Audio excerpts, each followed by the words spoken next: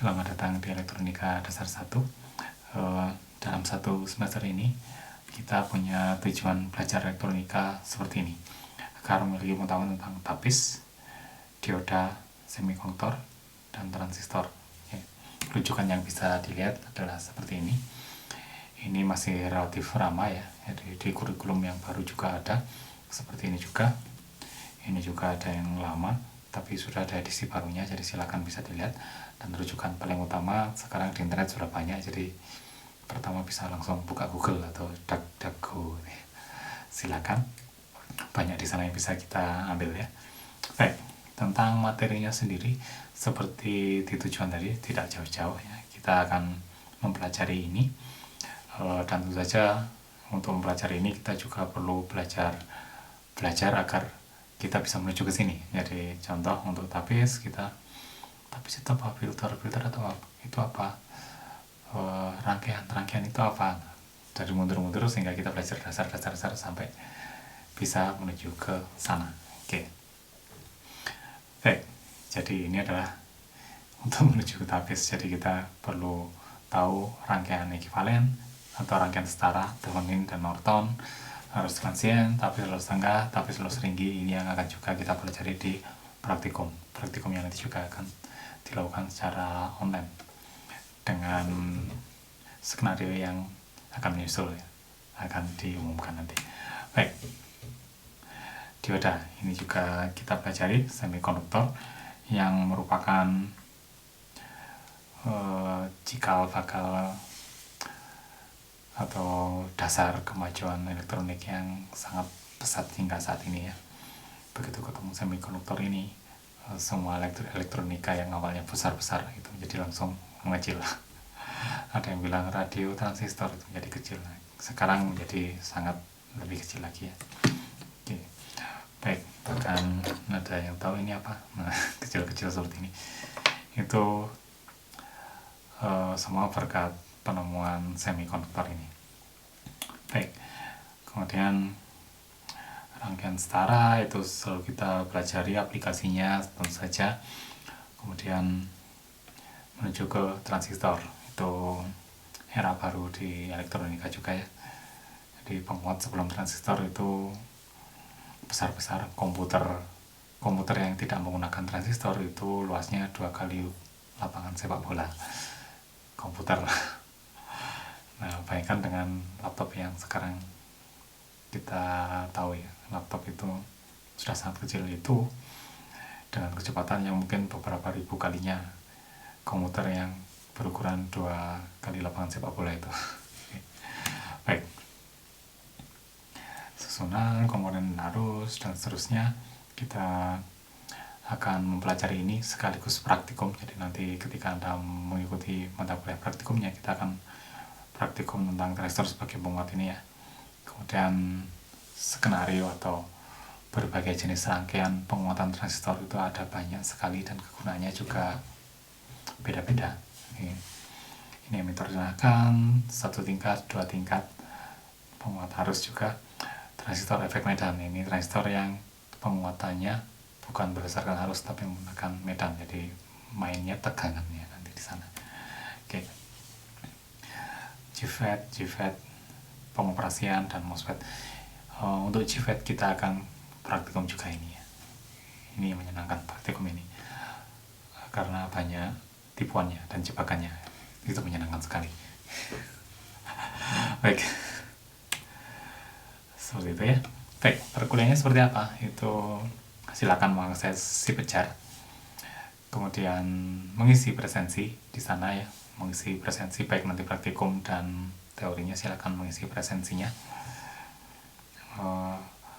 Mungkin saya akan jarang sekali menggunakan video conference seperti Zoom. Jika ada pertanyaan, ya saya akan sering menggunakan video seperti ini. Jika ada pertanyaan, silakan tanya via WhatsApp atau mungkin email atau mungkin forum yang akan saya buat di Sipejar nanti. Jadi manfaatkan segala teknologi seperti itu. Teknologi rendah kuota maksudnya, kan WA itu kuotanya rendah. Seperti itu. Kan video kuotanya tinggi Pak, iya, tetapi bisa dilihat sewaktu-waktu, jadi tidak di jam kuliah. Kalau ke Zoom kan di jam tertentu dan harus melihatnya. Jadi mungkin tiap dosen beda-beda, tapi saya ingat masih ada aturan rektor yang dalam satu semester maksimal 30 menit kalau nggak salah, atau yang terbaru 60 menit ya, dalam satu semester. Artinya harusnya kita hanya melakukan 1 kali atau 2 kali Zoom saja ya, itu maksimal. Tapi tidak apa-apa ya, jadi tergantung masing-masing kebijakan ya.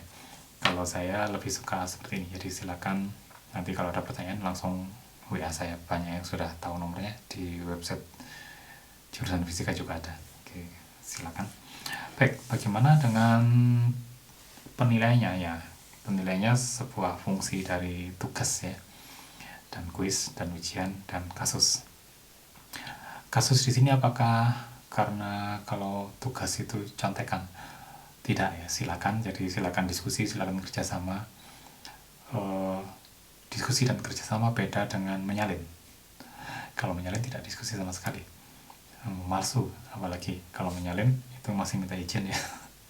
Kalau malsu ngambil, nah ini sering terjadi di kuliah online sejak beberapa tahun yang lalu. Sebelum ada pandemi sudah ada teknik seperti ini. Jadi di classroom atau di Sipejar ini kadang ada settingan yang lupa dipasang, sehingga ketika teman kita mengumpulkan tugas, maka peserta yang lain bisa melihat tugasnya, diambil, kemudian ganti nama, upload ulang, selesai.